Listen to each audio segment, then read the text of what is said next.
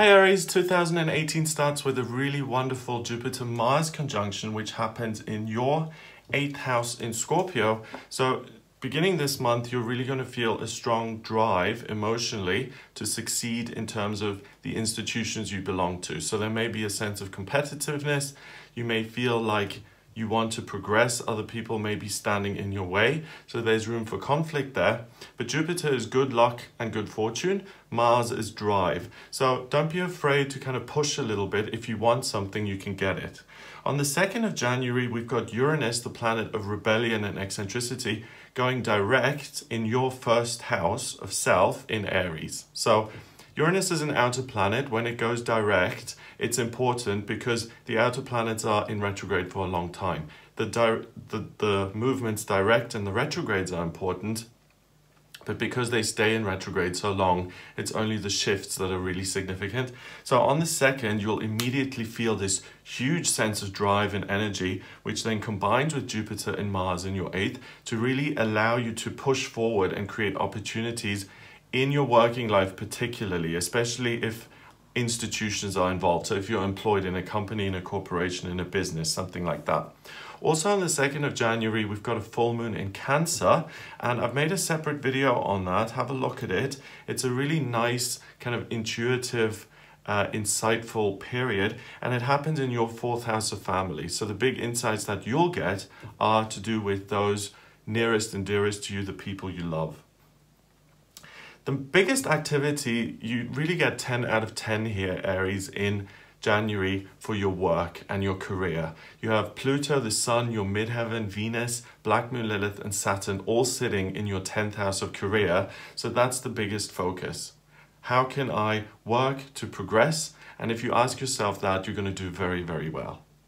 On the 11th of January, Mercury, the communication planet, leaves Sagittarius, which saw it always kind of galloping ahead and wanting to look at what's 5 days ahead, a week ahead. And it also joins all the other Capricorn planets in your 10th house of career. So from the 11th onwards, you're going to be even more savvy when it comes to your working life. You'll understand things very easily and very clearly, and that will support you in making changes, signing things, committing to things, making lateral moves in your career. Really, anything that you want when it comes to your working life this month is yours. That's where the biggest blessings are for you. On the 17th of January, we've got a new moon happening, and that happens in your 11th house. And it's a new moon in Capricorn. So it's on the cusp between the 10th and the 11th. I'll make a separate video on the new moon, but as far as you're concerned, it pulls in energy which allows you to realize your hopes and dreams when it comes to your career and your working life.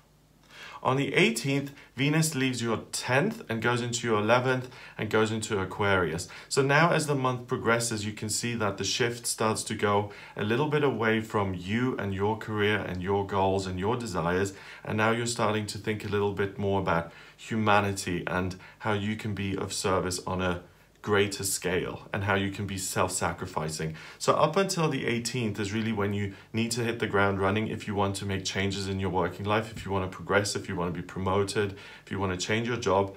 You're going to be far more interested in other people's well-being from the 18th onwards.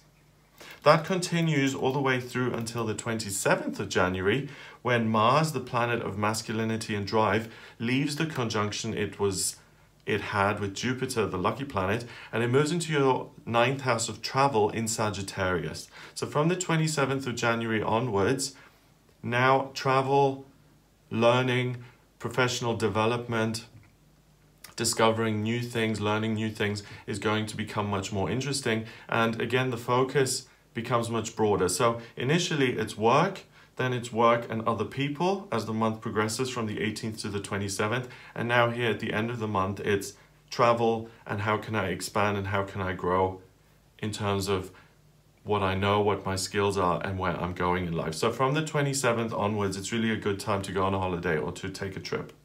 On the 31st of January, we've got a total lunar eclipse in Leo at 11 degrees and it's on the north node. Now lunar eclipses, again, I'll make a separate video on this, but for you it happens in your 5th house of romance and relationships. and it's on the North Node, so it pulls this Leo energy in, and it lasts for about 6 months. So you're going to be very, very confident in 2018 when it comes to your love life. This is a blue moon. We've got 2 full moons here in January, so there's magic in the air anyway. But with this now, the end of the month is really, really blessed, and because it's an eclipse and it lasts 6 months, your love life is really 10 out of 10. So pretty much the whole month, you're very, very successful when it comes to your work and your career, so really throw yourself into that. And then by the time we get to the end of January, it's about how do I progress in my romantic life? What is it that I want to achieve? How can I bring in passion and excitement and fire? So that's what I get for you in January. It looks like an amazing month. If you'd like a private reading with me, please get in touch via my website. It's gregoryscott.com. Click on the readings tab to order your reading. I look at your chart the way I've just looked at this chart, the transits, and it's a blueprint of your soul. It shows me why you've come into this lifetime, what you're good at work-wise, what you can look forward to in terms of love, career, health, family development. So if you're interested in that, please get in touch with me for a private reading. Please remember to subscribe to this channel, and I'll speak to you next month.